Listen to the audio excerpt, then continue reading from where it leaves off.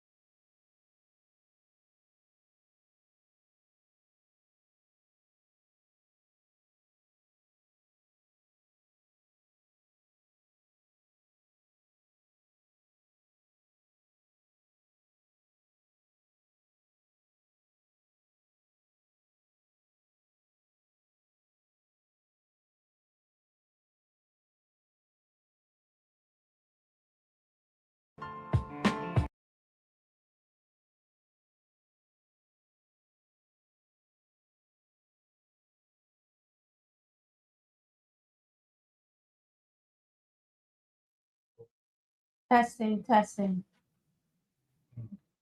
Good evening, Barbados. Tonight we turn our focus to St. Lucie, a community forced to live with brown, discolored water in their homes, water that residents are told is safe. Yet no family should have to wonder if the water they drink, cook with, or bathe their children in is truly clean. The people of St. Lucie are not asking for special treatment. They are asking for what every Barbadian deserves: dignity, fairness, and representation that works. Leadership is tested not when life is easy, but when the people you serve face hardship. When a member of parliament stays silent, when a government official tells residents that unsafe water is acceptable, leadership has failed. Tonight we ask the question, what does it really mean to represent the people? Because representation that works isn't about press releases, photo ops, or convenient appearances. It's about presence, action, and accountability. Over the next 2 hours, we will examine the water crisis in St. Lucie, the impact on families, the fears of leadership, and the standards of governance that the people of Barbados truly deserve. I am joined by a panel of experts and leaders who will guide us through these issues, from the environmental causes to the legal rights of residents to the public health implications. Together, we will explore what it takes to be a representative who truly stands with the people. Because the tap in St. Lucie may be brown, but the real drought is one of representation. And tonight we make it clear, representation that works isn't afraid to face the people. Joining me tonight are Mr. Paul Gibson, the spokesperson on environmental and the candidate for St. James Central. Paul brings insight on environmental management and the challenges behind St. Lucy's water crisis. Good evening. To Paul's left, we have Mr. Jason Phillips, an attorney at law and the candidate for St. Peter. Jason will guide us through residents' legal rights and government accountability. Welcome, Jason. Good evening, Barbados, and especially good evening to the good people of St. Peter. To Jason's left, we have our Senator Andrew Worrell, spokesperson on health and wellness, and the candidate for St. Michael's Central. Andrew will discuss the health implications of unsafe water. Good evening, Melissa, and welcome, and good evening to the DLP family and to the constituents of St. Michael's Central. All right, gentlemen, let's begin by examining what the residents in St. Lucy are experiencing. And first, we're going to start with a video, the one with Ryan Strong.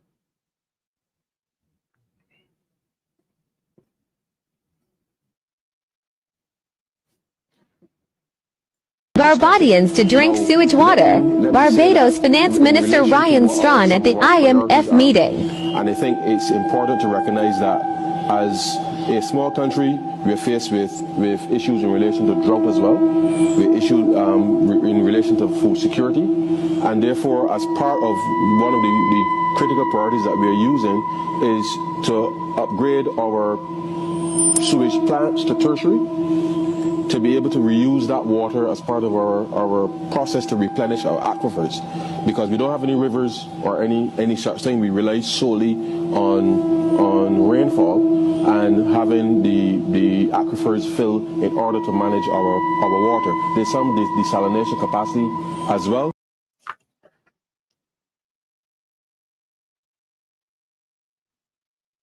All right, so Paul, as our spokesperson for environment, can you explain the causes of the brown, discolored water and why this has persisted? Well, I will start by saying thank you again for having me on DLP TV, because I think that we're onto something as DLP.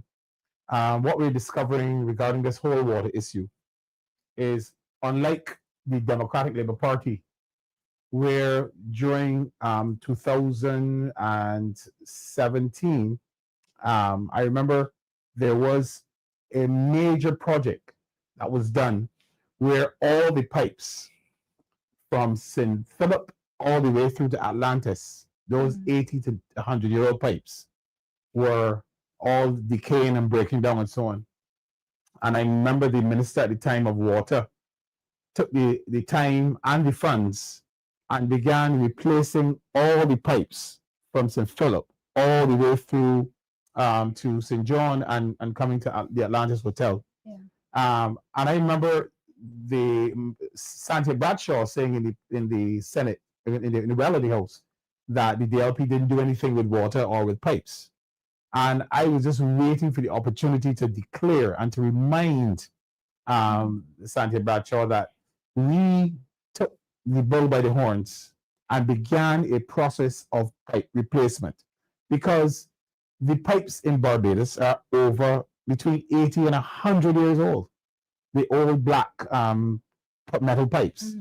And they're all rusted, broken, decayed, fractured, and so on. So I'm beginning to believe that one of the reasons is that all of the pipes have not been changed in the water network. That's the first thing. The second thing is the ones that are broken are given access to silt and to dirt and so on. And I do not believe that the Barbados Water Authority actually knows where that silt is coming into the pipe. Because if the water was coming from a source that was pure and clear, there would be no silt in there. So obviously, mud silt is finding its way into the channels of the pipe. And that's the second thing. The third thing is that I remember seeing in 2022 a biological report for the water in St. in St. Lucie. Mhm. And the water had above levels in Pseudomonas aeruginosa, E. coli, and all these different organisms. And at the time, I showed a colleague of mine, I said, look, you're aware that the water in St. Lucie had these kind of levels? Mhm. And so the question that someone asked is, where exactly is the Barbados Water Authority testing the water? And I'll get back to that a little later in the program. No problem. Yes. We have an early question here for you, Paul, Yes. from Esther Blue. Yes. When the people of Paikarna turn on their taps, the water is brown. Mhm. Yes. That's her statement. A statement, sir. Yes, and it's true. When I heard this week the representative from the Barbados Water Authority declaring that the water is safe to drink, I saw it. I actually looked at it. I Mhm. played it several times, and I said to myself, a definition of water is that it is colorless, odorless. These are the basic definitions. Mhm. At high school, we all learned what the definition of water was, right? Colorless Mhm. and odorless and clear, transparent. So when a representative who is supposed to be a professional, I'm not saying that he's not. The only question I would ask him is he testing the water in the tank or the source where the water is coming from? Mhm. Or is he testing it at the taps where Barbadians are drinking water? Because when we speak to people in St. Lucie, we are hearing them say that the water has an odor. We are hearing them say that the water has a color. That is very visible. That is very visible. You look, if you're drinking Moby or Monge or something like that. And if you were to take that water and put it anywhere on the earth, I would say that anywhere on the earth, in a room of dignitaries, and say, here is a clean glass of water, I'm sure that they would be furrowing their brows and looking at it and saying, what do you want me to do with that? Because you're seeing silt, you're seeing dirt, you're seeing mud in the water. There's the issue where people are washing their clothes and the white clothes are coming out with the dirt all over it. Mhm. Now, I don't know if they're testing just the organisms, the bacteria and so on, or if they're testing the mineral levels of the water, iron, magnesium, sodium, because there is something to having water not with that color. Something is precipitating something out of the water.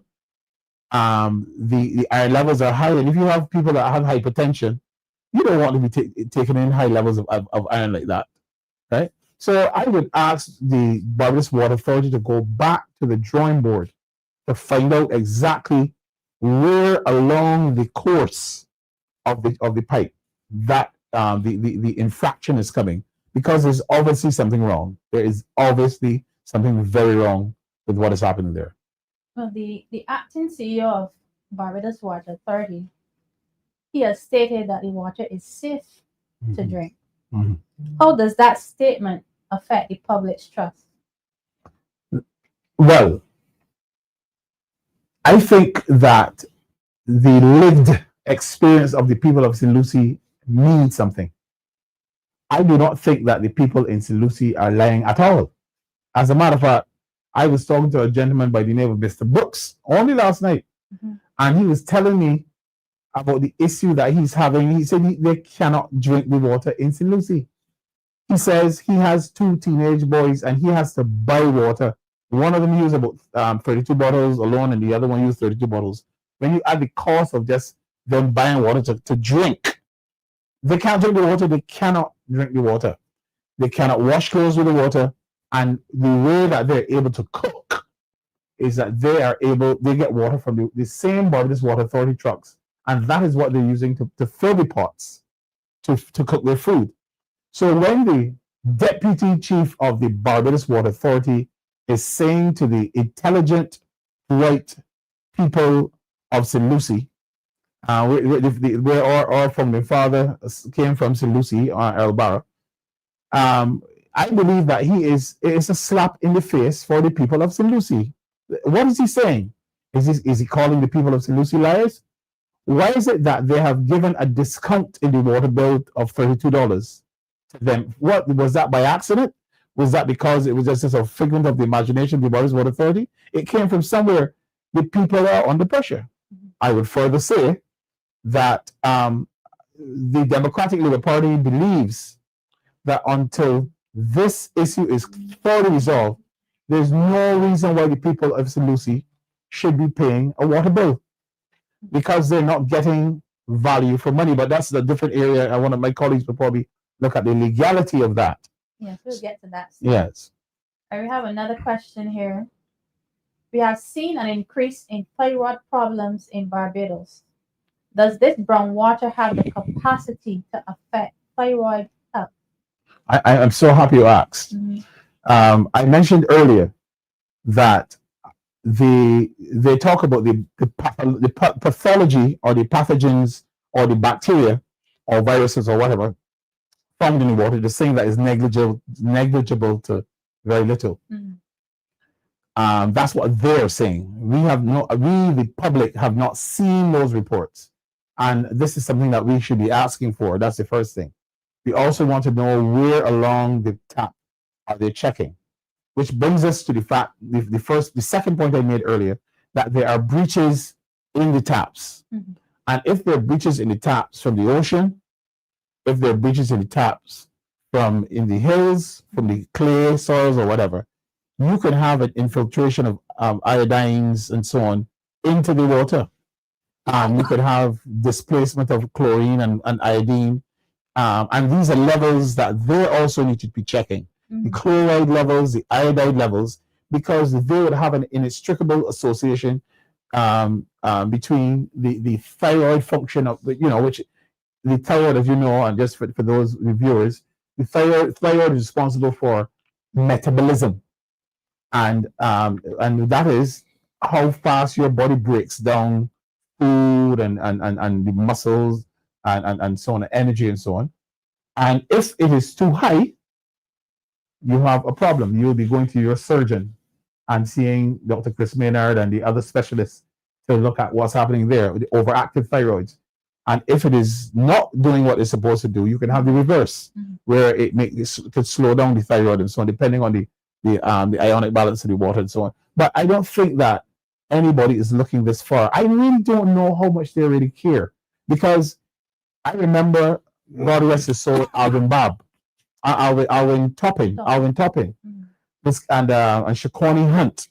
They were carrying water to the houses all across St. Lucie, because mothers were crying, and old ladies were beseeching and saying, "But I can't drink the water, I can't cook." Right? It's affecting people's health. So, by virtue of not drinking adequate levels of water, that may also have an impact on the thyroid, because people are not being able to consume the requisite amount of water that human beings are encouraged to consume. And so this is not a shabby thing. This is not a petulant child crying and saying, "Help me, help me." This is a real issue. Water is life. All right, let's speak solutions. How should government action have prevented this from happening? I'm glad you asked. I think that I believe, and this is where we shine the light. This is where the Democratic will shine their light and say, look, what if someone in this current administration would take up the plans that were left by the Democratic Labour Party to address the issue of water and so on? They would realize that a process has started in Barbados where we were doing pipe replacements in Barbados, starting in St. Phillips and coming all the way through. When we left office, that project was supposed to continue all the way up to St. Lucie. It was very strategic because you had to connect different systems and so on into one another. They had to be able to sensitize homes and residents that the water would be off for a period of time. And the techniques that were used by the Democratic Labour Party were those of pipe busting. Pipe busting is where, in Mississippi, what they do to go across the Mississippi River they realized that they can go through the soft mud in Mississippi and push pipes right across the river to the other side. This is the same technique that we were using here in Barbados. We were going through the soil, the limestone, and we realized that we were able to have technologies that can force the pipes through the limestone. And I'm saying that one of the solutions is that we should, with immediacy, begin to change out the pipes in that particular area that's badly affected. The second thing is you need to look at your water source. If after changing the pipes, you're still getting silt and that kind of thing in the water, there are funnels, there are reverse osmotic machines that can be used to extract silt and dirt and so on. Now, how difficult is that?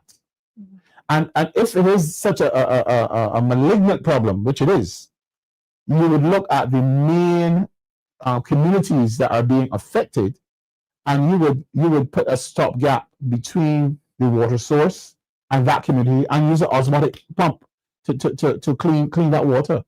Yeah, the water not only would be pure, it would have the right ionic balance, it would be transparent, it would be odorless, it would be colorless, and it would be tasteless.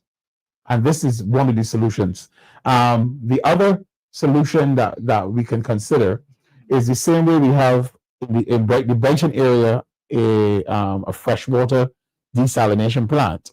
I will say it's a brackish water. It's not pure salt water. If it was pure salt water, we have a lot of salt coming out of it, but we don't have a lot of salt output.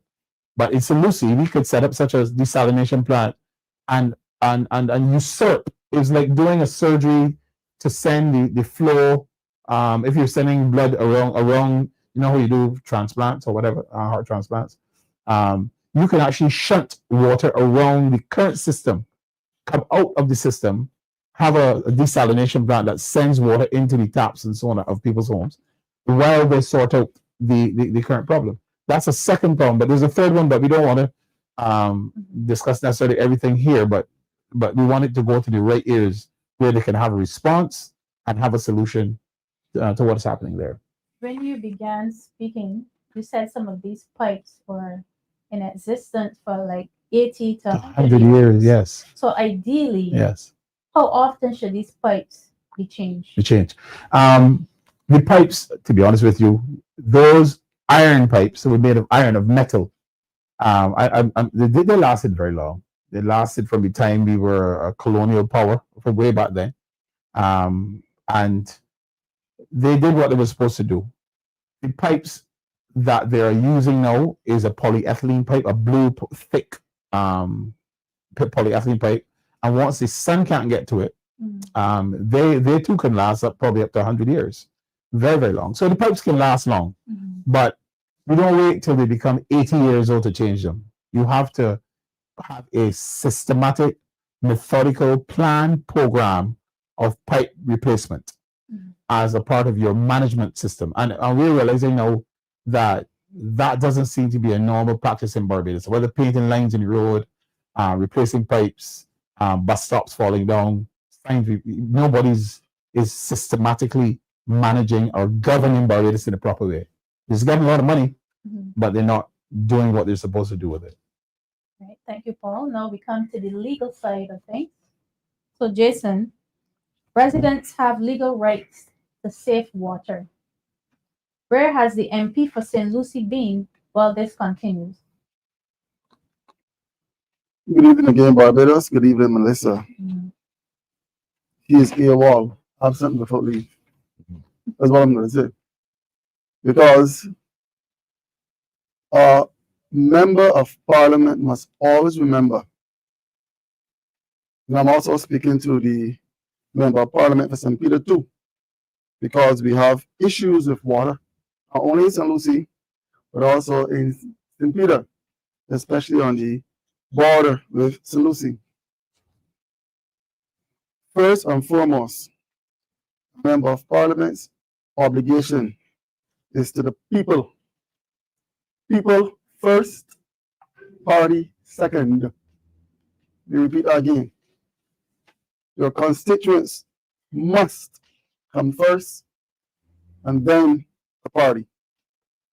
Where we have an issue, in this case, an issue with water, and the people are crying out.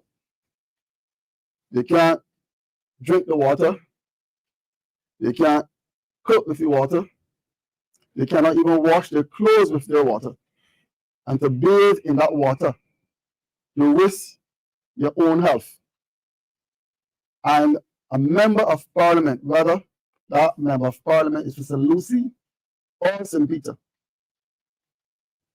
that member of parliament breached their trust and their obligation to their constituents. Right, as a lawyer, Barbados is governed by laws. So are there any laws pertaining to water distribution and the rights as a citizen to clean water? To put it in a nutshell, before going too far into the law, the government has a duty of care to provide clean, safe drinking water for its citizens. And where there's a breach of that duty of care, the government becomes negligent, or the agent for government, the Barbados Water Authority, becomes negligent. And it becomes negligent where not only there's a breach of that duty, but someone now suffers loss as a breach of that duty. For example, where it can be proven that a child or a citizen becomes sick after drinking that water, then government is negligent of not providing safe, clean water. Remember, by definition, water must be odorless, tasteless, and colorless. And what we have in St. Peter and in St. Lucie is far from clean, potable water. And it is hurtful because the citizens or the people of St. Lucie and St. Peter, not only must they pay a full water bill at the end of the month, but they also have to pay the tax at the end for garbage. Right? It is unfair. I dare say it is unconscionable. And this government, this Barbados Labour Party-led government, cannot, in good faith, give people brown water and then ask them to drink it. I think we have a video here with what coming up with the tap. And then you want to say that water is safe to drink. Well, I would say to the minister, any minister in government, come to St. Peter where the water is brown, or go to St. Lucie where the water is brown, and collect a glass of hot water and drink it in front of your constituents and tell them that it's safe. And then we may accept that gibberish. I'm very upset that a member of parliament, that is the member of parliament for St. Lucie or St. Peter, will sit in the House of Assembly and will not stand up and represent the people that he's supposed to represent. It is ridiculous. It is an embarrassment. And it's unconscionable. Members of parliament must represent the people who elected them to high office. And I will not sit idly by and say nothing. I was in deep basketball a few weeks ago, in Collins to be exact, and there's an issue with water up there. I went to a town meeting at St. Philip the Less Church, and it was said that it is safe to drink the brown water. When I asked the person that made that statement if he would give that water to his young baby, newborn baby, a baby maybe 6 months old, he tried to make me believe that he would do that. But I would be bold enough to say that I believe government is hiding behind the civil servants. Government must come out, being reactionary when there's an issue, when there's an outcry, you come and give an explanation. That is not good enough. You must be proactive with your policies and so on. The people of St. Lucie and the people of St. Peter deserve better. All right, we have a question here from an online audience. Comrade Jason Phillips, can the people of St. Peter or St. Lucie take legal action against Barbados Water Authority for poor service? Yes, you can. It will become like a class action suit. But then there are certain things that must be met. First of all, you must give government an opportunity to correct your mistake. You should write government. You should produce all the evidence, collect water, and have it tested independently and so on, produce the findings to the water authority. It will take some time and some money too. So, it may be best that the representative for the constituency deal with the matter. Represent your people, put policy in place to rectify the issue, to force your constituents to go to court on their own behalf when you should be acting on their behalf, Mr. Member of Parliament, is an embarrassment. And you really want replacing. Yes, to answer the question, private citizens can sue the government. Especially if they have sufficient evidence to substantiate their claim. But it will be far easier or far better for the Member of Parliament for the constituency of St. Lucie and St. Peter to hold the Barbados Labour Party-led government feet to the fire and say, listen, I represent the people of my constituency and I want better for them. And good people of St. Lucie and good people of St. Peter, if your Member of Parliament is not acting in your best interest, you know exactly what to do. Get rid of them. We have a comment here online. The other day, I noticed that my face was itching a lot over a few days. I Googled and found out that the most likely source was water. This is not St. Lucie, but this was in Christchurch. Paul, I want to let you comment on it. Yeah, that is nothing uncommon. When you have water that's in that state that it is in, and you mentioned, I like the point you made, Jason, about babies. You can't be giving babies that water because an adult may be able to rough it. I mean, when you get a certain age, you eat mud and all this kind of thing. But when you have a baby that is 2 and 3, and that, you know, normally we're in Barbados, we grow up drinking the water, right, from the tap. We would take up the hose and drink it. But that particular water is a problem. And not only do adults have issues with itching of the skin and eczema and allergic reactions and so on to the content of the water, you could actually, because the water is hard, it's not soft water. Water has a particular consistency and is constituted in a particular way for human consumption. The peripheral addition of silt, of additional chlorine, iodine, different chemicals, depending on which part of Barbados you are, because that's another thing. Clay and limestone makes the water a lot harder, and that can cause irritation and itching of the skin. It's a real thing.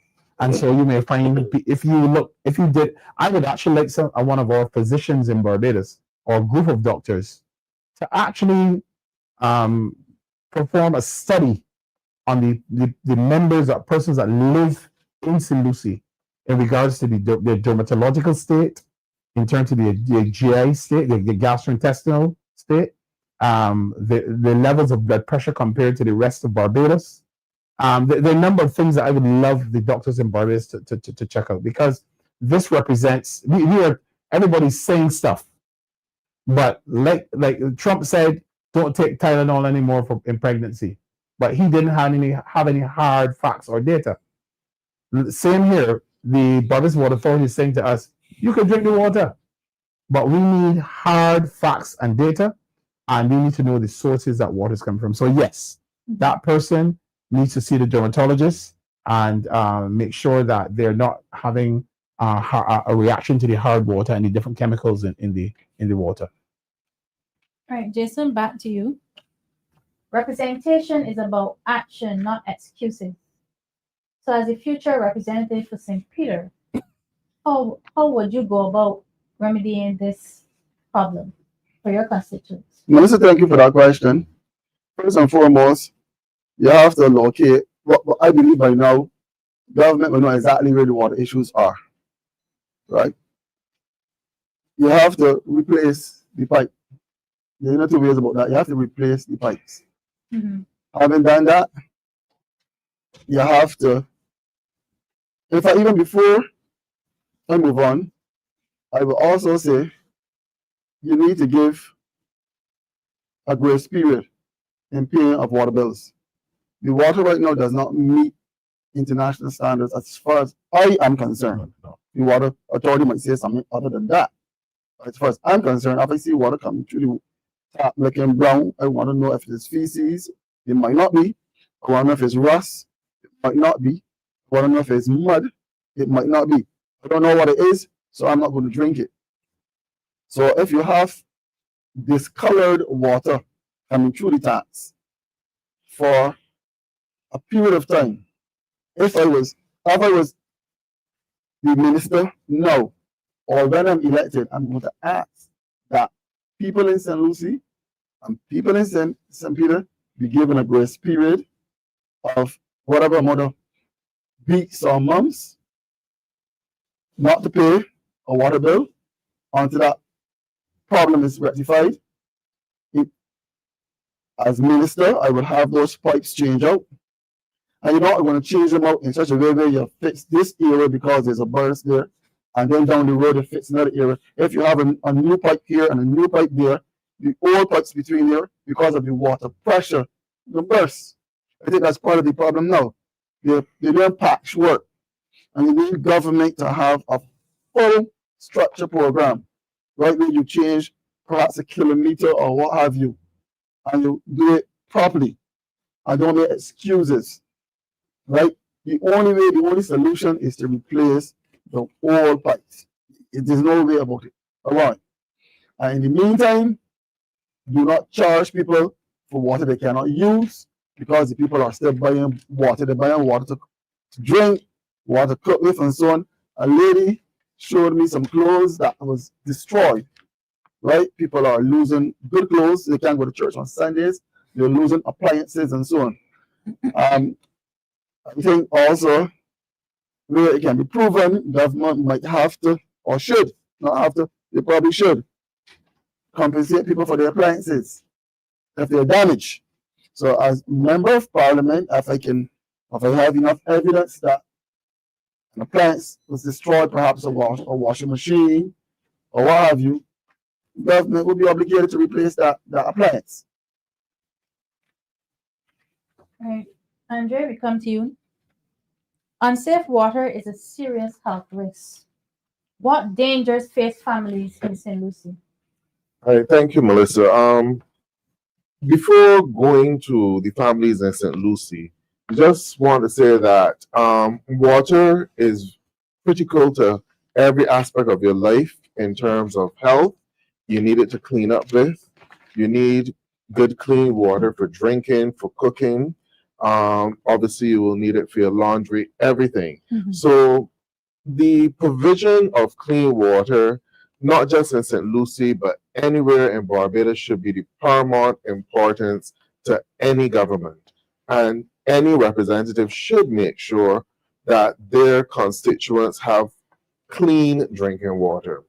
Now, when you come to the issues with water, water can also carry a number of vectors that cause disease. We've had a bad history in Barbados where you had cholera, which is one of the things that can be spread through water. Now, we do not know what is in the water within St. Lucie. We don't know what is causing the discoloration. And by now, the Barbados Water Authority should have come to the people of Barbados and said, look, this water is discolored because of rust from the pipes, or this water is discolored because of silt from the mud that is in the aquifer, or this water is discolored because of some other reason. By now, I think that this problem has been going on long enough that the geologists within the and the hydrologists within the Barbados Water Authority should be able to say to the people of St. Lucie and St. Peter, which are affected, what is the source of the discoloration in the water? Is it the pipes only, or is it a matter with the aquifer where the water is coming from? Now, we don't know. We can be exposed to a number of different health issues. Paul would have started to mention some of them. You have gastrointestinal diseases as a result of water issues. You can have people who have very sensitive skin who may either develop a rash or itchy skin because of issues with the water. All of these things are there. And that's why the environmental health officers and persons within the Ministry of Health play a critical role in helping to evaluate these things. Now, to come to the people of Barbados, I was very appalled over the weekend watching the press conference and having representatives from the Barbados Water Authority come and say to the people of St. Lucie that they ran tests. They didn't give you any specifics on the tests that they ran or the parameters which the water met. They didn't say how the concentration of lead, the concentration of iron, the concentration of any microbes within the water. They didn't give you any details of the water. They just said that they ran tests and it met certain parameters and the water is safe to drink. To me, that is nonsense, and it just shows it was a communication blunder by the Barbados Water Authority. Because first of all, many people say that you drink or you eat with your eyes first. If you see water is brown, I live in St. John, and when we have heavy rainfall, sometimes you get brown water coming through as a result of the water flowing through the mud from the fields mixing with the water. When the water is brown like that, you don't drink it. You don't boil the water either. And which is true, you do get a sort of odor, and it leaves a sludge even in certain things. So to say to someone that just because the water meets certain criteria from tests that it is safe to drink, it is nonsense. Because I am certain that they would not drink that water at home, and to come to Barbadians in a press conference to say that that is reprehensible and should not have been done. You need to make sure that the people of Barbados have clean drinking water. This problem has been going on for far too long in St. Lucie, and the Barbados Water Authority and the government should every single day or every single week provide to the residents of St. Lucie enough water that they can do all of their for drinking and for cooking and maybe even for their laundry as well, free of cost at this stage. And also not only at this stage, but as a result of the press conference and the statement which was made, a true representative should demand that this is done for the people of the constituency, because that is deplorable and should never be done by the Barbados Water Authority to say to people that brown water is safe to drink. It does not look clean, and if it does not look clean, it means that it cannot be clean, and you should not be saying to people that they can drink the water. And true representation is the topic of the theme for tonight. The representative from St. Lucie and St. Peter, who are both in government, who have the ear of the Prime Minister, who is also the minister responsible for water in this country, and she's also the minister responsible for finance, should be demanding that to make as justification or to amends to the people of St. Lucie and St. Peter, that a program be developed where they are provided with clean drinking water and clean water for their laundry. Up to this morning, I was told that people actually buy water to wash their laundry. Could you imagine that? I can't imagine how you get it work through a washing machine and the quantity of water that you would have to buy. So it means that they may very well be washing their laundry by hand if you're buying water to do your laundry. So the representative of St. Peter and St. Lucie, they need to get the government to start delivering clean water to the people for drinking, for cooking, and also for their laundry. And it can be done. Don't say that it can't be done, because you've had bottle drives all over, and I'm certain that there are persons who are willing to donate this water. And you don't even have to go to private companies, but even through the Barbados Water Authority can put the water in special canisters and deliver them to the household of persons on a daily basis or on a weekly basis for them to consume. We do not know the extent of the health crisis that we are opening up persons to. You had situations, I think it was in Flint, Michigan, with the lead pipes, which, and as we know, things like lead affect your growth and your development mentally. So we don't know what we are exposing the young children in St. Peter and St. Lucie to. And I would hate to believe that 10 years after the fact, that you have a number of persons that could be developing cancer, could be developing issues with their thyroids, a number of different health challenges. And then when we do the studies, we recognize that is as a result of the water which they were forced to utilize at primaries in those areas. And, you know, when you also think about young children as well, because all of us here as an adult, when we see the brown water, we would avoid drinking it. But when the children are at school running around thirsty, who is to stop the child from going to the tap at the school and drinking that water? Because you're not going to be able to see as it runs through the tap and run into your hand to drink that water is brown. You would only see it when you put it in a glass. The majority of those children at primary school and stuff like that, they don't drink from a glass. They drink from the water straight out the tap into their hands, into their mouths. And we do not know what sort of health risk we are exposing them to. And therefore, we need to take the steps to remedy the situation by providing clean drinking water and bottled water throughout St. Peter and St. Lucie for the residents. All right, we have a question here online from Esther Blue. Senator Andrew Worrell, when people are forced to buy bottled water every week, how does this affect household budgets and their mental health, especially the pensioners? Obviously, it is a cost, but you know what? They're saying, well, my health is more important to me right now. And that is why the government should not be forcing people to do this. One, there should be rebates on their water bills. Two, this water should be provided by the government free of cost to the people they're paying a water bill to get this clean water. They've been going through this problem for a number of months, a number of years, and I think to show that you know that you really care and that how serious the situation is, provide the clean drinking water at least to the people free of cost. Deliver every household probably like 5 gallons per person per day.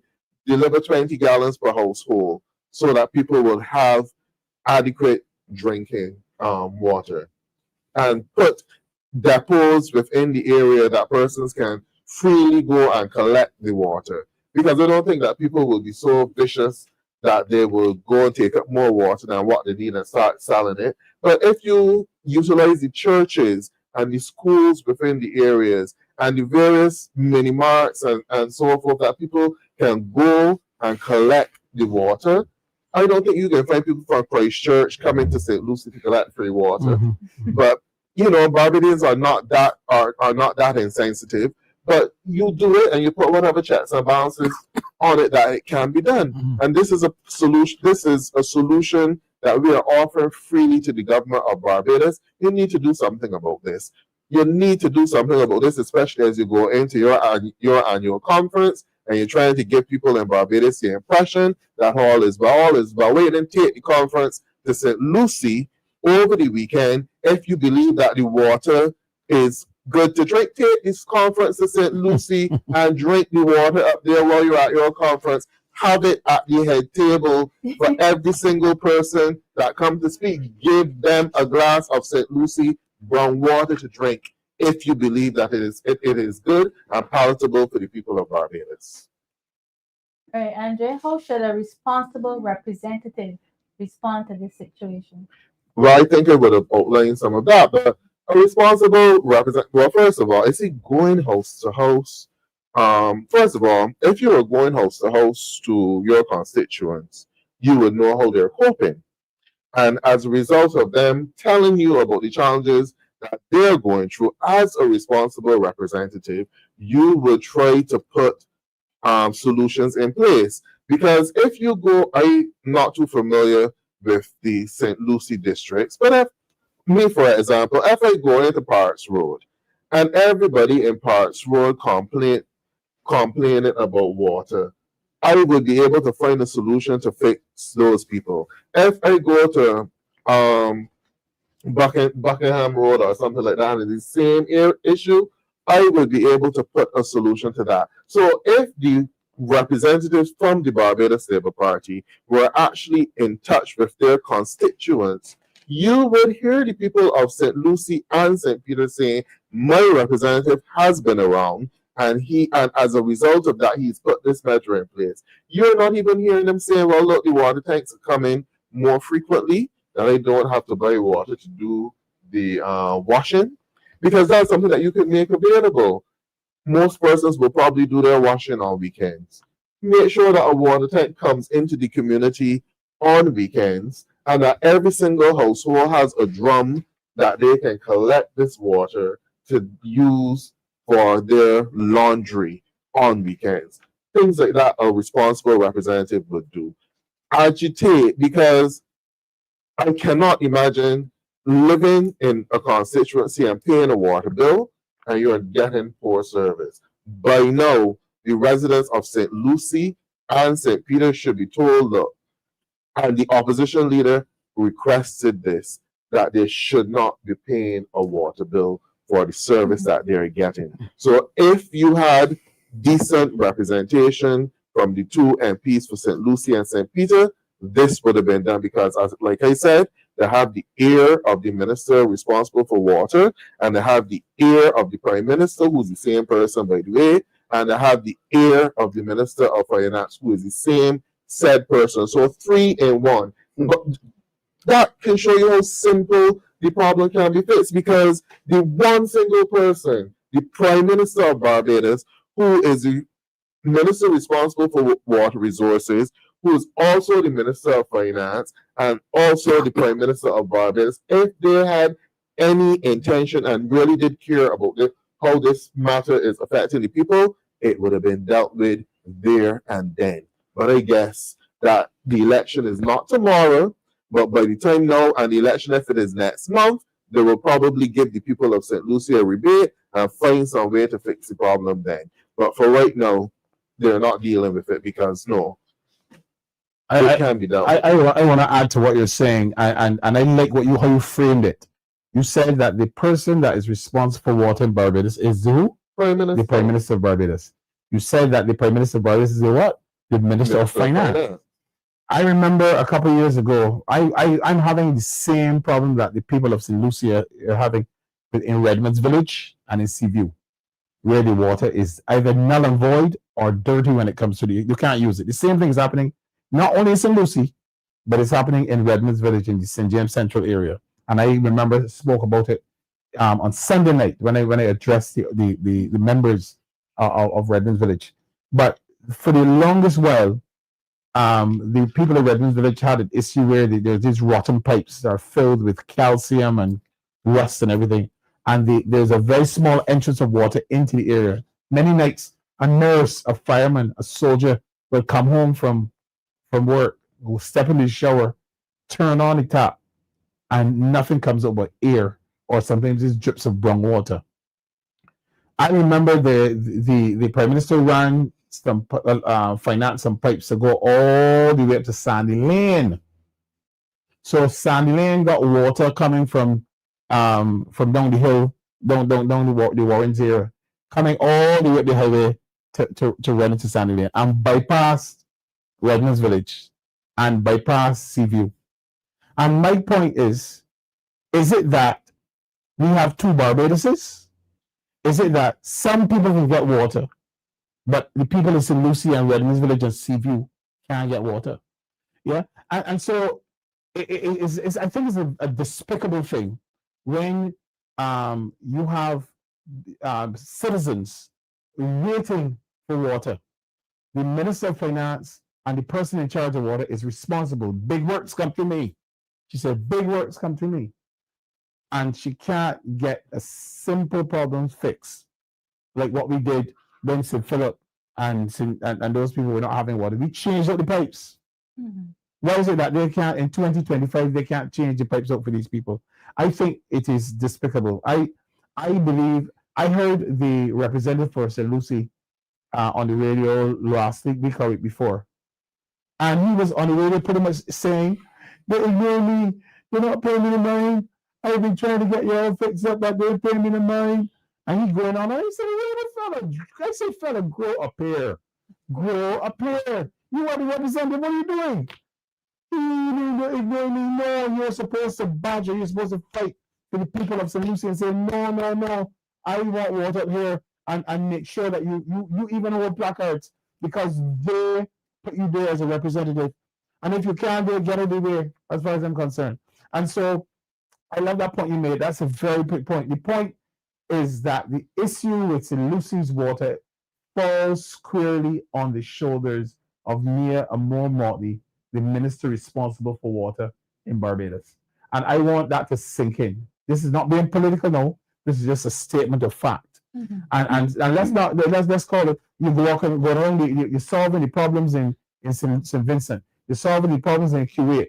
You're going to Venezuela. You're fighting for Cuba, and people in St. Lucie want some water and Redlands Village and CB, and you can't get it done. Something not basic. Something not basic. And it's not that you don't have the money, you know. It's not that you don't have the money. The money has been, the majority of money being given to the Barbados government is for environmental work. Yeah. The Green Fund, the Green Bank. The IDB is giving money for this, all environmental and climate change and climate resilience and this kind of thing. And something as simple as capturing water and dealing with the situation, we can't do it. And as a matter of fact, I make the point, this week, if you saw the amount of water that flowed from the skies of Barbados, and then the guy came on and the meteorologist came on and said, oh, by the way, we're sodden, we have too much water now. And the LP has been, the Democratic Party has been saying, we need to find a mechanism to dam and capture water, right, and to be used for potable water. So we made this point. All of this water that's flowing to the ocean could be easily captured and sent through an adequate, efficient engineering process that would allow it to be used for refreshing our dams and our water systems in Barbados. So this is back at the Prime Minister's feet. He needs to do something. I was a bit scared just now when my comrade Senator Andre said, "You're wrong. Were you talking about God?" Definitely not. Definitely not. I want to go back to the first video where the minister, Mr. Ryan Strong, made a horrible suggestion. Horrible. He's asking that we repurpose sewage water, take sewage water, possibly clean it up, and then pump it in the aquifers for us to drink. Who? Me? Not me. I cannot see myself drinking water that was sewage. Because you must realize that there's other methods of replenishing aquifers. Can we not sink wells upstream or uphill, Mr. Minister. I prefer that. I prefer that the government go about, just like in the olden days when we had wells in the fields for the plantation, we can sink some wells and channel the water in the aquifers and not allow it to run off like my comrade Paul spoke about just now. Too much water run off into the sea through our gullies. We could dam the gullies maybe every mile coming down till we get down to flat land, down to the sea. And by each dam, we could have a well and reduce the amount of water each time that coming down that going to the sea. So by the time the water reaches the coast, you have a lot less water to waste. Barbados, Liberal Party-led government, please remember that water is not a luxury. I dare say that it's a human right. Any government that allows citizens to endure years of dirty water, water that is unsafe, has failed its people in the most fundamental way. A caring government has a duty to protect health, dignity, and life itself. The people of St. Lucie and St. Peter deserves more than apologies and empty press conferences. They deserve leadership that invests in new mains, new water mains, proper filtration, and modern infrastructure, instead of patching old pipes. I'm hoping that people forget about this injustice, because it is an injustice. This is not the time for excuses. It is time for accountability. And the Barbados Liberal Party must be accountable for this issue with poor water quality. It has been 7 years that you were in government. You can't blame nobody now. And the people in St. Lucie and parts of St. Peter are paying a full water bill and not getting quality water they must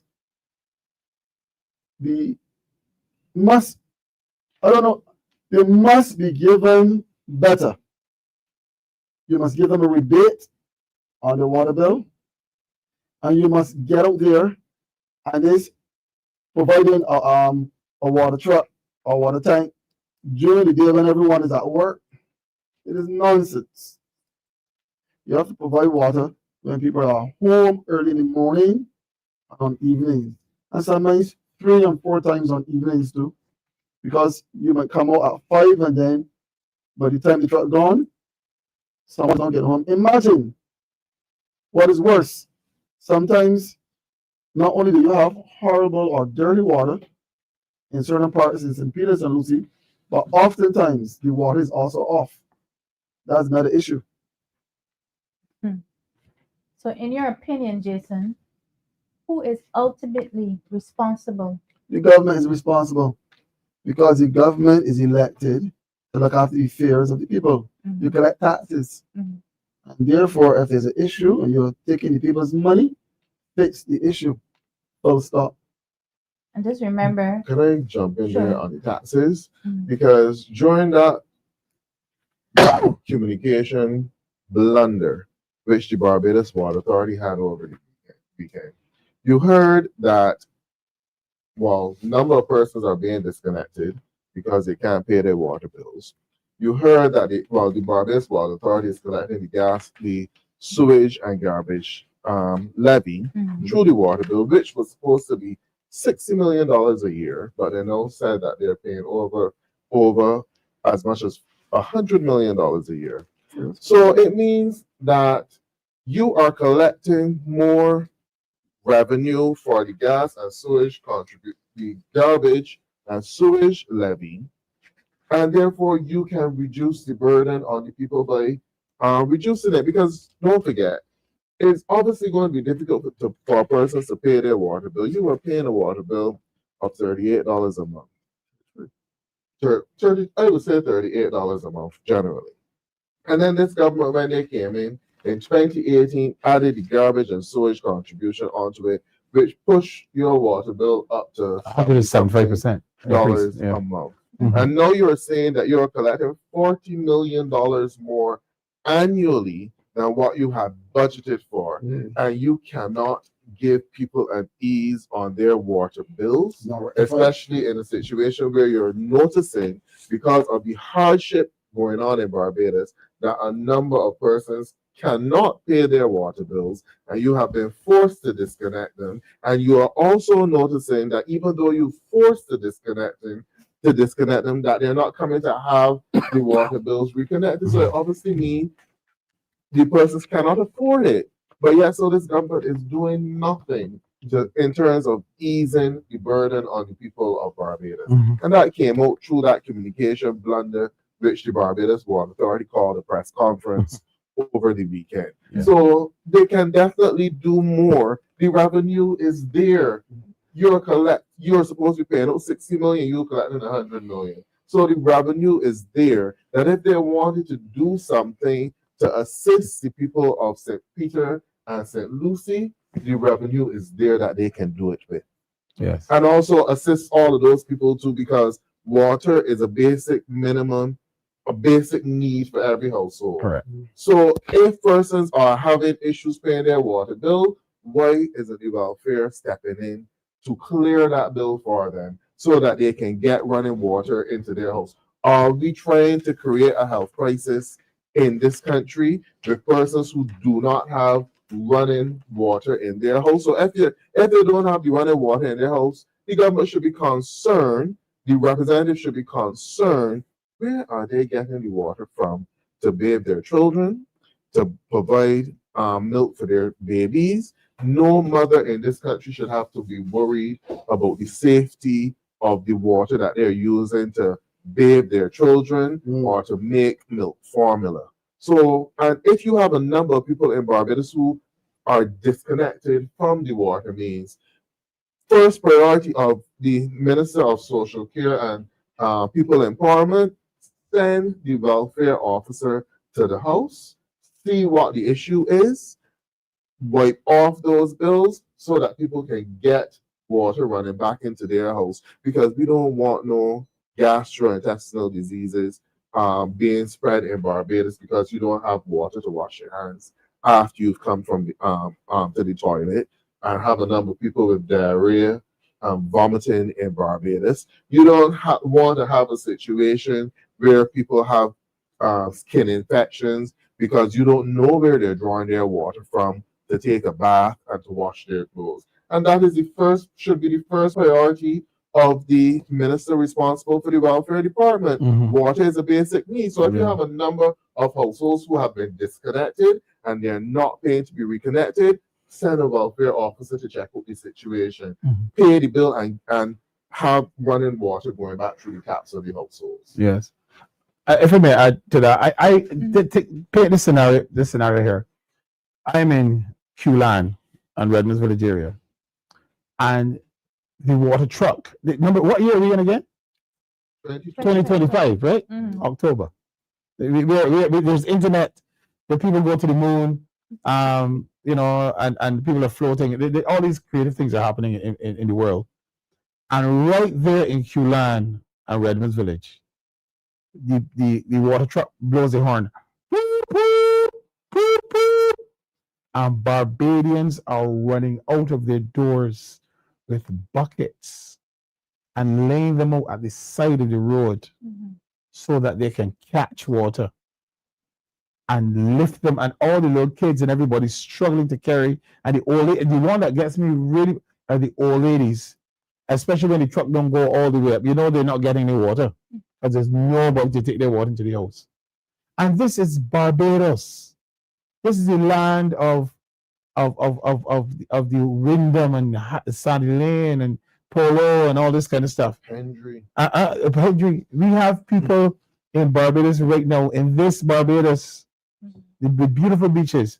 who are outside struggling with buckets in 2025 to carry in the house. Just because an old 100-year-old pipe needs to be changed that has been stuck with calcium carbonate and rust that has narrowed, right? And what is the point I'm making? This topic tonight is about the fact about leadership and representation. And this ties right back to the fact that there needs to be representation of the people. We need in 2025 to be getting water to where it needs to be. It is not a difficult fix. We have people that are bright.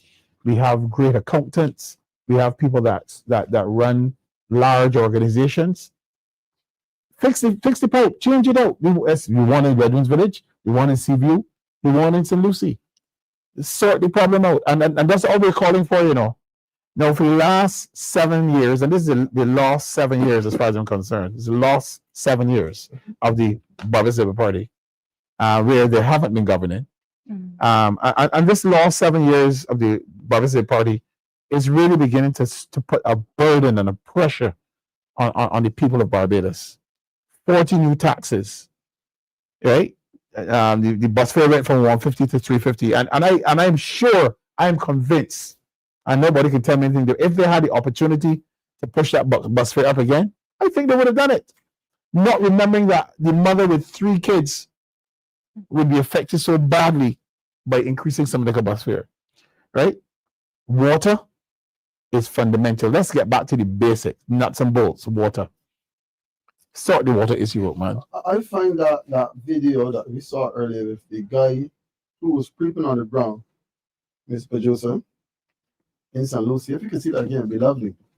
He's creeping on the ground. He sees a man with water, and then look at his reaction. Can we see that again? That was beautiful. But what you're looking for, I want to say this: residents, or indeed constituents, have a right to clean water. Full stop. Silence from elected officials is complicit. You are part of the problem. True representation acts before crisis escalates. It does not wait for a wage. So, as a member of parliament, if you're not in the House of Assembly kicking up dust on behalf of your constituents, you are not doing the work of the people. You're not acting in your constituents' best interests.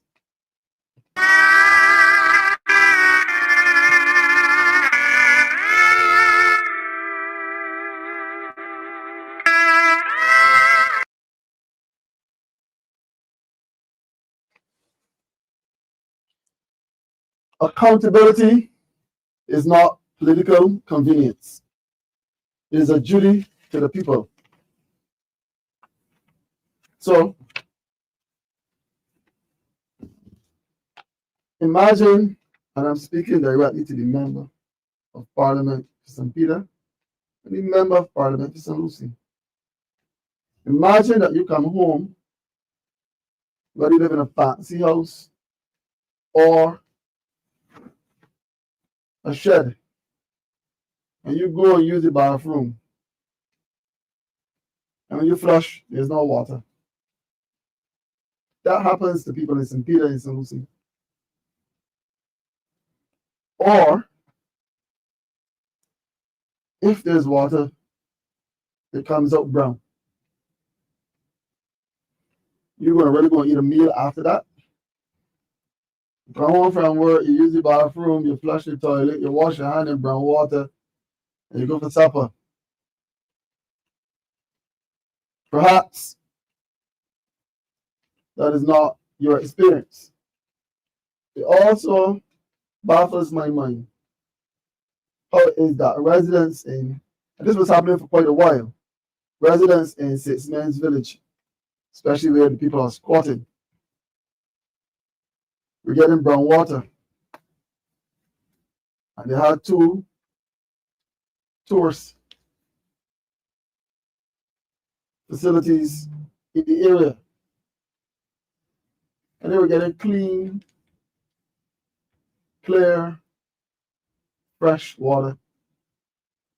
What it is, it seems as though we cater for people from far away, tourists, and we are very lackadaisical or slow to help our own. I often say that home drums must speak first. You should look after your own people first. And I say it to those out there who are listening to me. When the time comes, bet who bet you. Barbadians should never have to endure brown water for so many years. And other people who just visit this country for a short while don't have a problem with water. It tells us that our government cares more about people from overseas than about people who live here, people who pay the taxes here. I will come to these points all the time because we have a psychology, a mentality that baffles me. You must look after your own first. I don't want to go by somebody's place and see that they are mistreating their own people and treating me good. I am always wary of those people. You must look after your own people first and then consider other people. Right now, we're talking about inviting residents of St. Vincent, Dominica, and Belize. If they stay in St. Lucie, that's going to make the problem worse. St. Peter, you give them what? You see them brown water to drink? Free bottle of water vinegar in the land. Barbadians, open your eyes. Look around you. See how you're being treated now. And a few weeks before election, when the government tried to sweeten you up, remember how you're being treated now. We must hold this Barbados Labour Party led government's feet to the fire. I'm not at all satisfied that enough is being done. We're paying too much for water, and what we're getting in return is a far cry from what we deserve. And I'm going to stop there. All right. Andre, how does the Democrat Labour Party approach leadership differently than this current government? Well, definitely the Democratic Labour Party's approach to leadership would not to sweep matters under the carpet, not to stifle communication in the press, but our approach to leadership will be to deal with the issues. And our approach to leadership does not include promising people things 4 years down the road that you have no idea whether or not it will be delivered. You need to deal with the crisis at the center, and you need to deal with it frontally. One, you need to listen to the people and get their involvement and engagement in the solution to the problem. This water crisis, for the length of time that it has been going on, I am certain that the residents of St. Peter and St. Lucie have some idea of how the government can help them. One, I do not believe that the government is being transparent with people of Barbados as to the true nature of the problem, what is really causing it. And if we knew what was really causing the problem, I believe that we would have been able to sort it out already. I think that we've reached the stage in Barbados where if the water coming from the ground aquifer is contaminated or we are having problems with it, we need to go to the stage of putting a desalination plant in St. Lucie and St. Peter so that the residents can get clean water. And all through St. Lucie and St. Peter, we should be seeing those storage tanks to facilitate gravity feeding of the water through the mains to the residents. You also do this in conjunction with the mains replacement. Now, the mains replacement project has been going on for a number of years, so I don't think that the problem can be the mains alone any longer. That has been going on for a number of years. So these are things that you need to do. Have a desalination plant within the feeding St. Lucie and St. Peter, and to some extent St. Andrew and St. James as well. Have the storage tanks put in place, and then you start gravity feeding the water so that you bypass the aquifer. Because wherever the issue is coming from, it has to deal with the aquifer.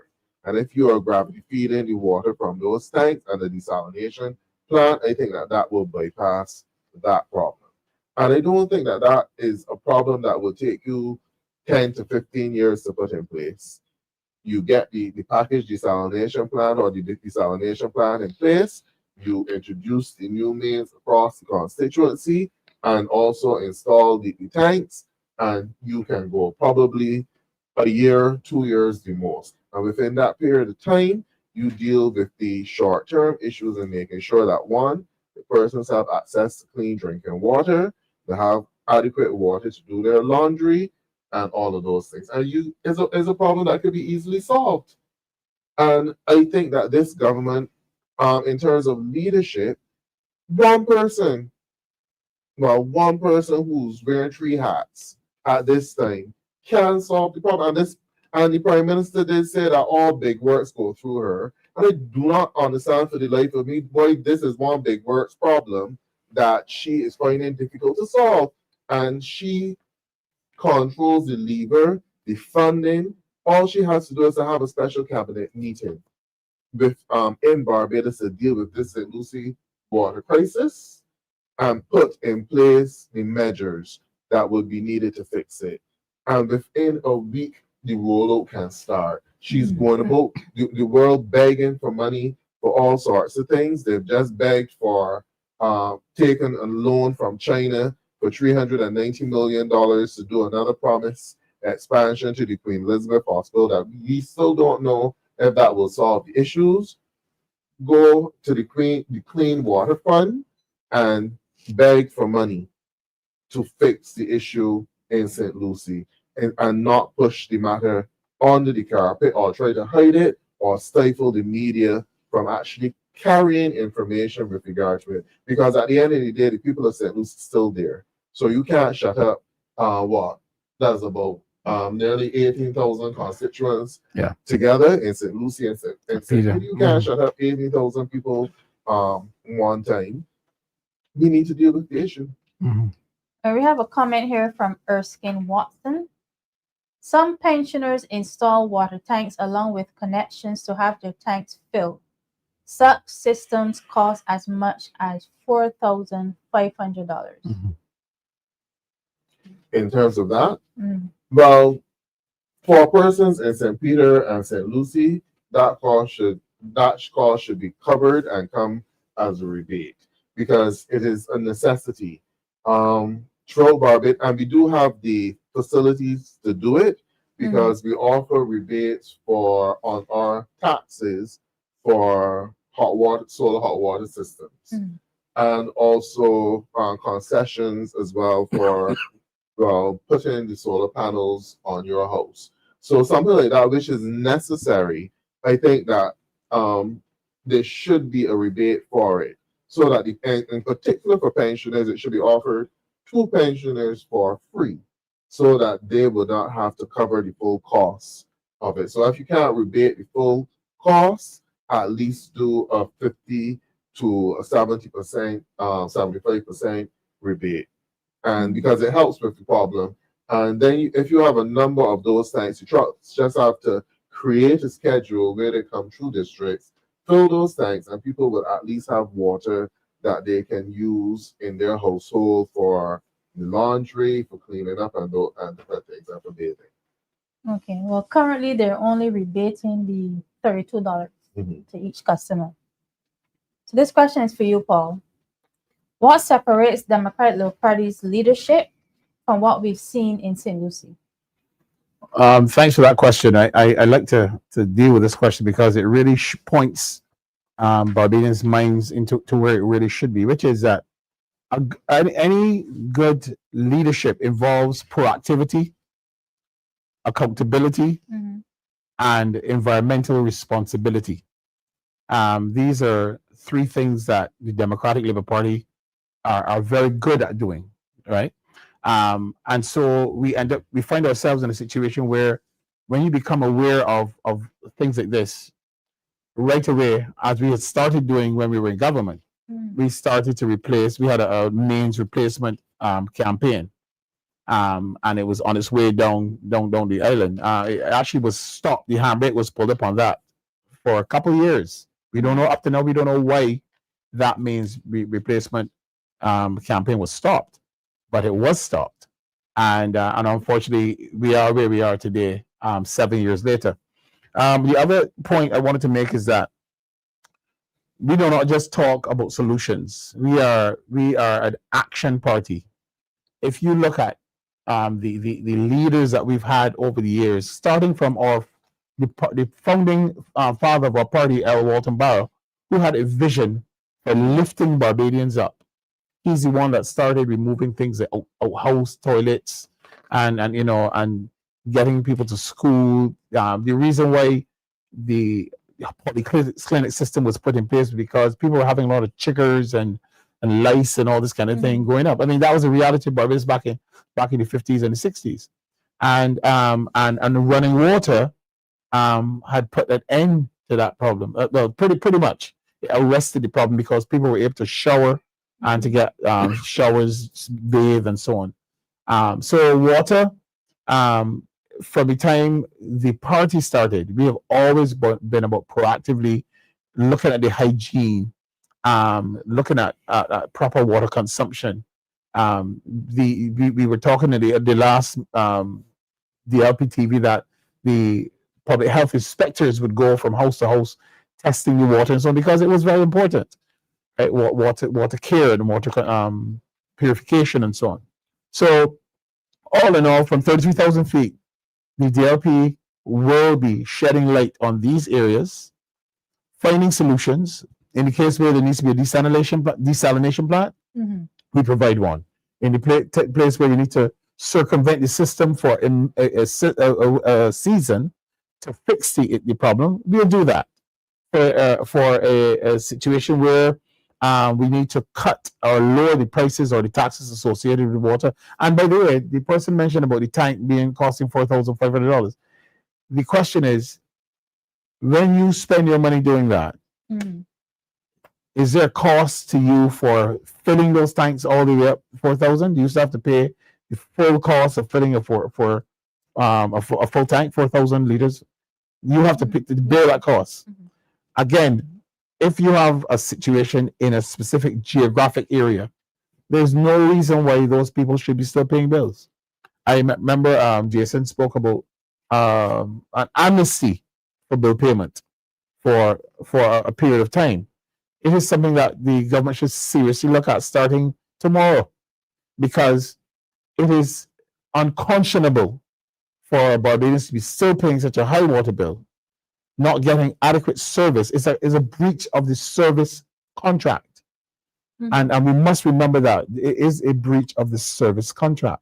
You're paying the Barbados Water Authority to run to your house odorless, colorless, what else? Tasteless water. That's what we're paying for. And is that happening? No, it is not. So I believe that from 32,000 feet, we would look at the system's water flows into a house starting somewhere, right? All systems use the method of a river, where it has a source and then you have tributaries. A tree has roots and it comes out, it branches out and forms a system. The water system is the same way. It starts somewhere. So to fix the problem with the water, you just have to follow the system. And if somebody's doing their job adequately, it's not difficult to find the problem. And that is what the DLP would offer to Barbados. Andrea, Paul mentioned health inspectors. Is there still a shortage in Barbados when it comes to the health inspectors? Of course there is, and it's a number one complaint when you go canvassing. I've canvassed the St. Michael Central constituency, and that was a complaint, especially now that the rain is falling and you have mosquitoes. A number of people complain for the bush. And when you ask them, when last have you seen the inspector? I have not seen the inspector in a while. Because what this Barbados Labour Party government has done is that there is a shortage of health inspectors, and they've asked the health inspectors now to take on a wider catchment area. So that before, when you will be accustomed to seeing a health inspector traversing the district at least twice a year, every 6 months, now you will hardly get to see that health inspector once a year, probably just once a year, because they don't have the time, because their catchment area has been increased. They're not hiring new persons, and they're not promoting persons into position. And a health inspector is a very critical role, because you need to have them going through the communities, dealing with encouraging people to get rid of water, especially now that you're having the sources of catching water, especially now that you are having so much rain. You're beginning to see more mosquitoes. So you don't want to hear about another outbreak of dengue or any mosquito-borne disease. And then the rodents as well, cleaning up. I've noticed also that the Sanitation Service Authority is also a little behind in their garbage collection schedule, because as you drive around some areas, you're seeing more and more piles of garbage. So that would be flies, and that would be encourage flies and the rats and stuff like that. So all of these are things that the health inspectors would normally pay attention to. And then in terms of people cleaning up around them as well, the bushing of the land, which would encourage again the rodents and other things. So that's a very critical part. And unfortunately, this Barbados Party government does not see it as being that important. And as a result of that, you're not seeing the health inspectors going through the community as often as they would normally do. All right, so we're gonna go through some questions and comments from online. So the first question here is to Senator Worrell. Would you support a national clean water guarantee where the state must refund or credit citizens for poor water quality? Well, I think that should be something that is basic. If the Barbados Water Authority is not providing clean water for persons, they have no right to be selling the bill. And this is something that the Fair Trading Commission should be checking up on. Up to, well, I believe the Fair Trading Commission said recently that a number of persons in Barbados did not seek the rebates that they should get, and in particular the Barbados Water Authority was the chief culprit for that, because they did not advertise to persons the ways in which they can seek rebates from through the Fair Trading Commission for poor service. So yes, a clean water campaign should be a no-brainer. That should be the motto of the Barbados Labour Party. Clean water always, not just safer with Mia, but clean water always. All right, we have a comment here from Y Walks. All the people in St. Lucie should get together and decide not to pay the government for water, even those that are not affected. The next one states, people seem to be afraid to offend the government because they voted for it. This is about health. The next question is back to you, Andre. If you agree that a desalination plant will help solve the problem, why is St. Lucie not the first to benefit from this project? Well, that's something that you would have to ask the Barbados Labour Party-led government. But I will say that under Democratic Labour Party government, that is definitely one of the measures that we would put in place, to make sure that you have access to adequate drinking water across Barbados. Don't forget that we still have issues where we are not getting adequate rainfall in Barbados. And the only way that you can guarantee that you have adequate water for drinking and for all of your daily needs is through a desalination plant. And I believe that with the use of renewable energy, that we should have more desalination plants across Barbados to make it easier for persons to have adequate access to water throughout the year and not to be so dependent on rainfall.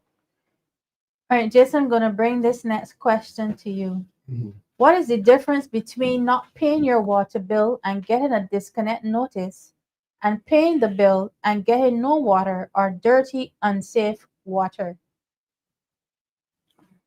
I was tempted to say no difference, but there is a difference. One, you were disconnected because you could not pay the bill, or you could not afford the water. Mhm.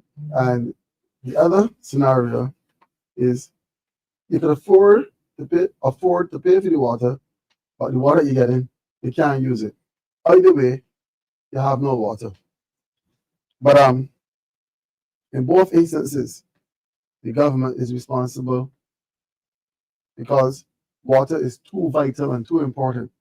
It's not a luxury, as I said. If your water is disconnected, the government have to look and see, well, if it was one or two persons not paying the water bill, then perhaps that person was a delinquent.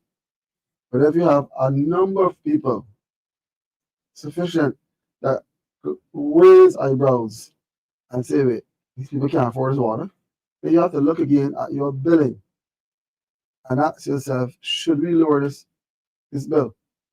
If you're a caring government, you would do that because water is essential. You need it for everything. You need it to cook with, you need it to bathe with, you need it for your animals, you need it for your plants, and so on. Where the water now is brown and nasty and can't be used, government must be careful that they're not negligent because they owe a duty of care to their customers. And if there's a breach of that duty of care, and as a result of that breach, the customer suffer a loss. And to put it in very simple language, if the water that the customer is paying for perhaps causes that customer to become sick, or the water damage the appliances in the home, or destroy the customer's clothing, and the customer can evidence that, then the government might be held liable and the action might be brought against the government for negligence. So the government must be careful because you get a number of people filing actions against the government.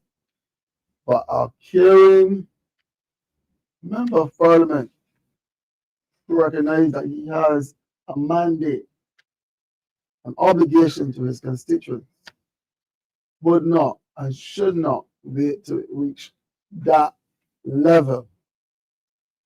He's representing these people. He was elected to do so. Therefore, he must go to the government, even though it is his government, and say to the cabinet, my people are suffering, my people are hurting the water in my constituency. They cannot use, they're paying a water bill, they're paying sewage bill, they still can't use the water, and force government to act in their favor. Anything less is not good enough. All right, we have another statement here from Yvonne Walks. Comrades, we are not begging anyone. This is a basic human right and a measure of good representation. Those in government owe the people basic human rights. Does you want to comment on that? She said exactly what you said just now. Listen, it's all about dignity. You come home, you don't have water to bathe. That's another issue. I was thinking at it. Not only is there brown water in St. Peter, and in St. Lucie, but oftentimes the water is off. There's no water when you get home, you can't cook. Sometimes the water is on, you use the bathroom, maybe number 1 or number 2, and then there's no water to flush with. Or you're in the shower, and then the tap going dry. These are basic issues that should not affect Barbados in 2025. Far less getting dirty water to drink, brown water. I reiterate this, if the water has a color, for me, that water is dirty. He said that water, I remember doing biology at school. Water must be odorless, colorless, and tasteless. If it's not odorless, colorless, and tasteless, then the water, in my opinion, in my opinion, can't be clean. Because until and unless you can serve that water to a tourist in Sandy Lane, if you want me to drink it as a Barbadian citizen, Mr. Member of Parliament or Mr. Ryan, well, you serve it to our guests in our hotels. And if you tell them that that water is fit for purpose, and the guest is willing to drink it, I might then begin to listen to you. With or without ice. I must go back to the video that we had earlier where the minister, Mr. Strong, is advocating that we use water from the sewage. I think it's an awful, ridiculous, horrible, all of those words. Idea. All right. Go Go ahead. Perhaps when you're sitting down in cabinet and you're framing policy, consider sinking some wells, capturing the water. I would prefer that. All right, we have a question here from Esther Blue. At the end of the day, this isn't politics, it's about people. Mhm. What's the first step a Democratic Labour Party administration would take to restore dignity to these constituencies? Paul. Well, the way I would suggest we approach it, we heard from the Barbados Water Authority, but they're not the gatekeepers of health. They are in charge of the Barbados Water Authority. I personally, I know I had my friend Ronald Chapman, the most honorable Ronald Chapman, who was the head environmental public health officer. He's no longer there. He went on to start a pest control company called Argonne Pest Control. But the persons to now speak to are there's Kerry King. I would ask, the first thing I would do, I would ask the members of St. Lucie by communities to contact the Ministry of Health, reach out to the public health inspectors, Kerry King, Catherine St. Lou. They're the top of the food chain in that department. I would invite them to come in and to have a conversation about, from a public health standpoint, about the state of the water from the position of a public health inspector.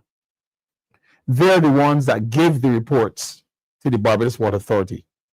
And I would like to hear from their lips what the reports are saying, because these are reports that are done daily. Reports are done daily in those areas. So there's documentation as to where the bacteria levels are, the silt levels, the chemistry, they are available. I think it is time to crack this thing open and for the people of St. Lucie to have conversations with the Public Health Department of Barbados, invite them in, have a public forum, and begin to have that conversation and begin to put solutions in place, because they actually will be able to tell you the best approach to the thing. Yeah, that's where I would personally start, because it is a public health issue and you need some public health intervention. All right, we have a comment here from Jonathan B. By now, the FTC should have intervened and ordered the Barbados Water Authority to refund subscribers in St. Lucie, St. Peter, and St. Joseph for a prolonged lack of service as well as a product that is not fit for purpose. Mm-hmm. Another question here. Should MPs be required by law to report and respond to issues affecting their constituency in Parliament? Jason, I'm going to bring that question to you. It's not by law, but I mean, the obligation. You have a mandate. You were elected by the people to look after their best interests. And that's why each constituency is represented by a person.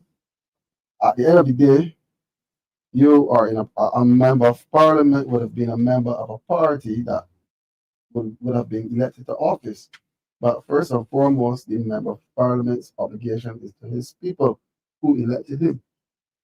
And then you fail to be a voice for your people, you have failed your people. You should be sent home packing, right? But I want to say this though. The government of Barbados should be shamed to disconnect water in St. Lucie and certain parts of St. Peter. I mean, already the water is of a poor quality. And if some people cannot pay for it or they're fed up and refuse to pay for it, you should just leave it as it is. You should realize that, look, we shouldn't be selling this water in the first place. And therefore, okay, embarrassment. Don't disconnect the water. I hope that those members in government that are responsible for water resource. And at no point in my discussion here am I talking to any civil servant. My concern is merely to those who represent the people of St. Lucie, St. Peter, and the minister responsible for water resource. The Barbadian public deserve better. They deserve clean drinking water. They're not begging you for it. You asked to govern this country, and by governing this country, you have to manage your resources. Water is a resource that must be managed carefully. It's a basic necessity. As I said earlier, I consider it a human right. You cannot do or go without water. You need it for drinking, you need it for sanitation, you need it for bathing, you need it for cooking, you need water in every sphere of life. Put yourself, Mr. Minister, Mr. Parliamentarian, put yourself in the shoes of your constituents. And perhaps, if you do that, you will feel inclined to fight on their behalf. 7 years is an awful long time. You must do more. And I will stand with the good people of St. Peter, with the good people of St. Lucie, and fight until better is done. All right, this is the last question we're going to take from the audience. How can we make sure that rural parishes like St. Lucie and St. Peter never again become a forgotten zone? Andre. Well, I don't think that they should ever be thought of as being a forgotten zone, and we need to see all Barbados as being the same, and we should have access to the resources. We have areas in St. Lucie and St. Peter, which, you know, St. Lucie is probably could be seen as one of the bread baskets of Barbados. It's a lot of agriculture going on there. Parts of St. Peter have been kind to us in terms of being part of the Gold Coast with tourism. Used to. So they should, you know, should receive their fair share of the economic gains in Barbados, and all of the citizens, well, St. Andrew and places like that as well.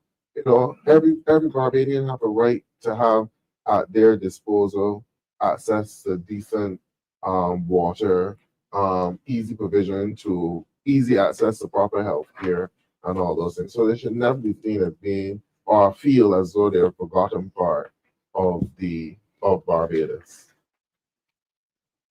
All right. What personal commitment does each of you make to the people who feel forgotten tonight? I'm going to start with you, Andrew.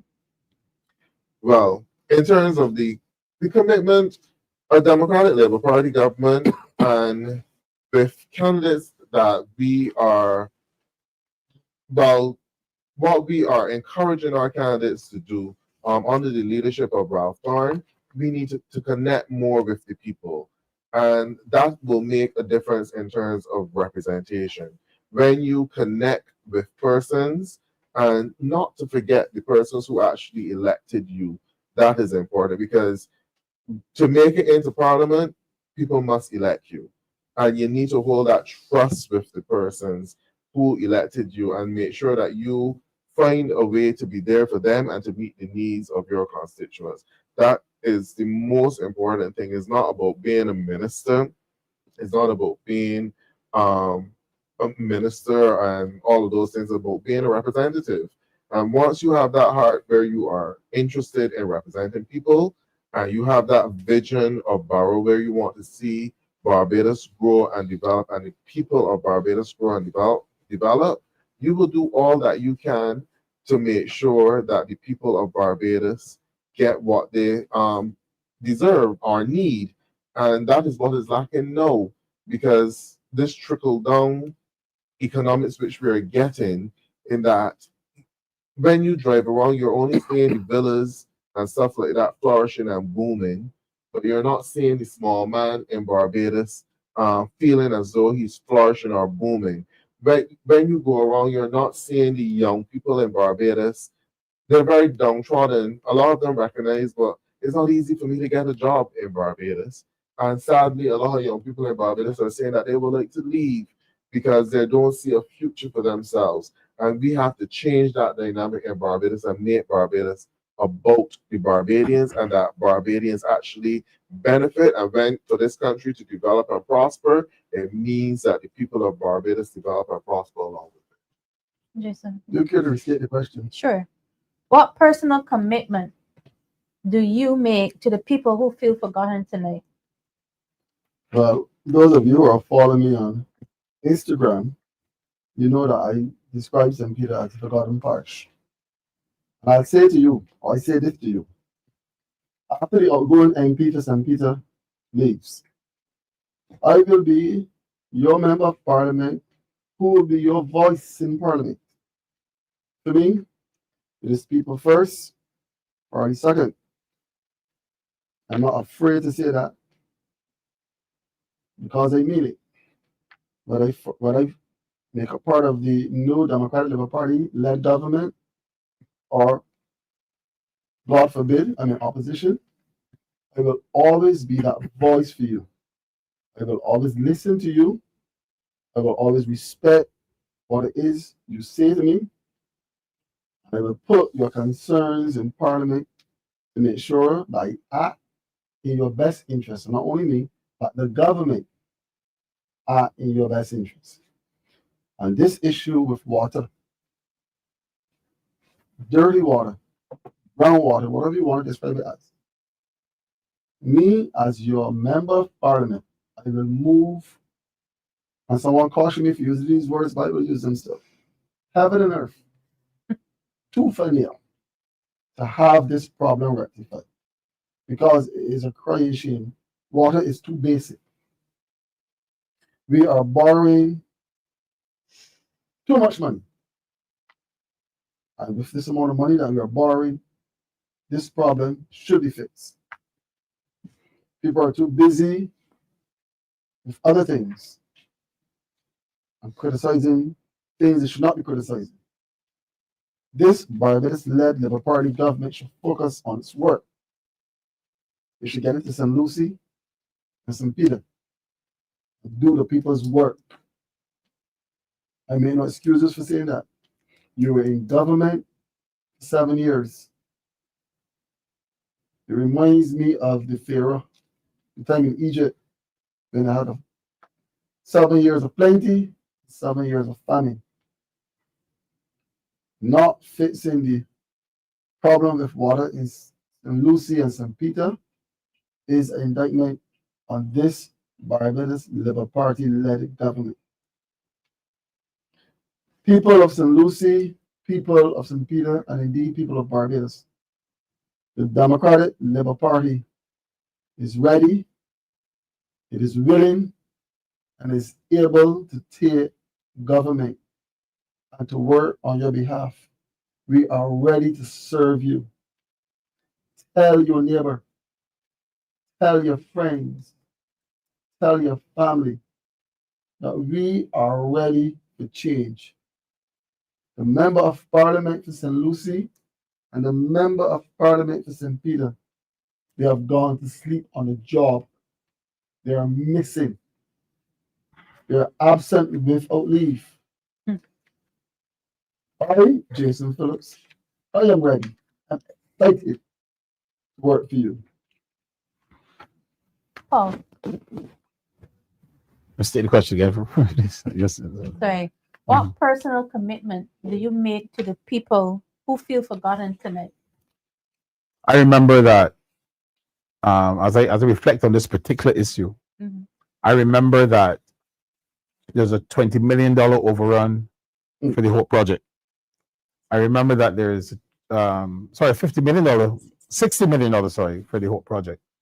Sorry, the figure's so big. $20 million for pool land. There's a vaccine scandal of $24 million. And it tells me that with all these overruns and money going in the wrong direction, there's a fundamental problem. There is a situation where there is something called Carifta, and you can find $50 million for Carifta all of a sudden. Carifesta, right? We have Carifta.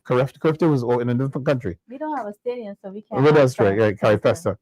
Carifesta was $50 million, and there's a beautiful new facility in Newton, which is not being used right now. We have a big thing happening in Newton again. This big black thing happening. You have to find money for it, but something as fundamental as water. I'm going to the comparison because there are funds available. There are millions of dollars available, but the millions of dollars are not being spent on you, the people of St. Lucie, the people of St. Peter, the people of St. James Central, the people of Redlands Village and Q-Land, right? They don't have enough money to spend on you. And because you know this, and because you're seeing this, and because this is your lived experience, we want you to be very mindful. You know what to do. They're going to have a very gregarious, whipped up activity this weekend coming. But when they come out of all of that, just pour cold water on them. Remind them that they have not served you properly. And the Democratic Labour Party is on the way. Hope is on the way. The Democratic Labour Party is ready to serve you. Well, thank you, gentlemen. We have come to the end of our show. Thanks for joining us tonight. Tonight, we've seen it clearly.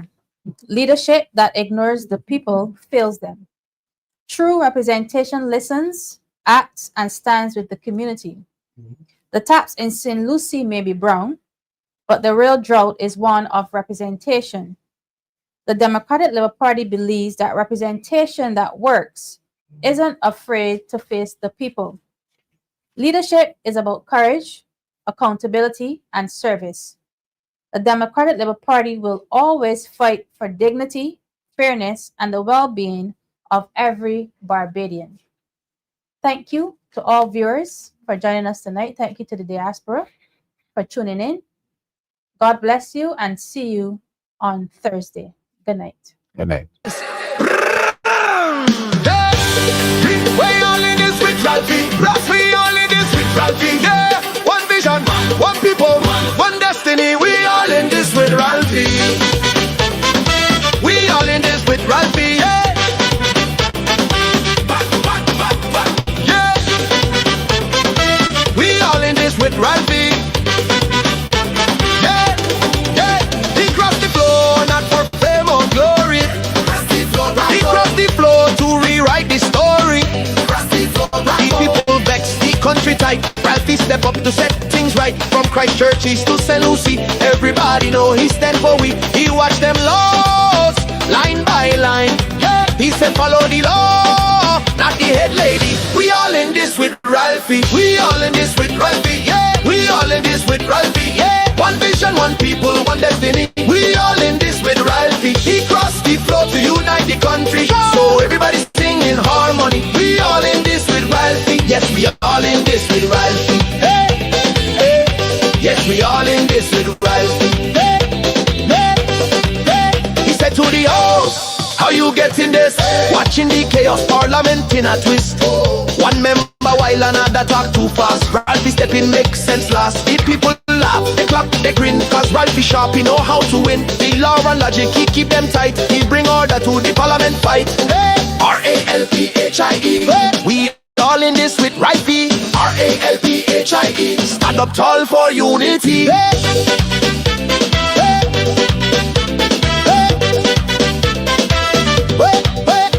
He tell the PM you head the cabinet, not the state. So respect the law before it's too late. The legal business done on the floor, not in your mind behind closed door. He cool, collected, full of class. He use the facts and bust up, she bubble fast. He shaving down falsehood, clean and neat. Ralphie drop logic on every seat.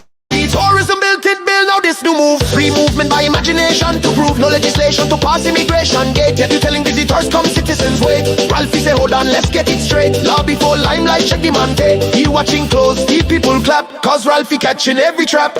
We all in this with Ralphie. We all in this with Ralphie. We all in this with Ralphie. One vision, one people, one destiny. We all in this with Ralphie. He crossed the floor to unite the country. Now everybody sing in harmony. We all in this with Ralphie. Yes, we all in this with Ralphie. We all in this with Ralphie. Yes, we all in this with Ralphie. We all in this with Ralphie. Yes, we all in this with Ralphie. Hey, hey, hey. We all in this with Ralphie. We all in this with Ralphie. Hey. We all in this with Ralphie. We all in this with Ralphie. Hey. We all in this with Ralphie. We all in this with Ralphie. Hey. We all in this with Ralphie. Hey, hey, hey. When the bells start twist and spin, Ralphie stepping again. When imagination start run the stage, Ralphie pull it straight. Are you getting this? We all in this with Ralphie.